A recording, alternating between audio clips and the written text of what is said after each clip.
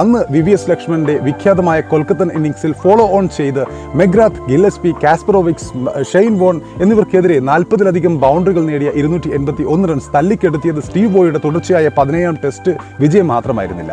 ഇന്ത്യയിലൊരു പരമ്പര എന്ന ഏതൊരു വിദേശ ക്യാപ്റ്റന്റെയും സ്വപ്നവും കൂടിയായിരുന്നു അന്ന് തകർക്കപ്പെട്ടത്. പിന്നീട് തകർക്കപ്പെട്ടെങ്കിലും ഒരു ഇന്ത്യൻ ക്രിക്കറ്ററുടെ ഏറ്റവും മികച്ച ആ ഇന്നിംഗ്സിന് ഒരു ട്രിപ്പിളിനേക്കാൾ വിലയുണ്ടായിരുന്നു. എതിരാളികളുടെ കരുത്തും സാഹചര്യത്തിന്റെ സമ്മർദ്ദവും ബോളർമാരുടെ കരുത്തും എല്ലാം വെച്ച് നോക്കിയാൽ ആ ഇന്നിംഗ്സിന് പകരം വെക്കാൻ മറ്റൊന്ന് കാണില്ല ഇന്ത്യൻ ക്രിക്കറ്റിന്റെ ചരിത്ര നാൾവഴികളിൽ. സത്യത്തിൽ ഓസ്ട്രേലിയയുടെ 16 തുടർ വിജയങ്ങളുടെ കുതിപ്പിന് തടയിടാൻ ഇതുപോലൊരു ഇന്നിംഗ്സിലൂടെ മാത്രമേ പറ്റുമായിരുന്നുള്ളൂ. ഇന്ത്യൻ ക്രിക്കറ്റിന്റെ പാണൻ പാട്ടുകളിലൂടെ ആ ഇന്നിംഗ്സ് ഇനിയും ഒരുപാട് കാലം വാഴ്ത്തപ്പെടുമെന്ന് ഉറപ്പാണ്.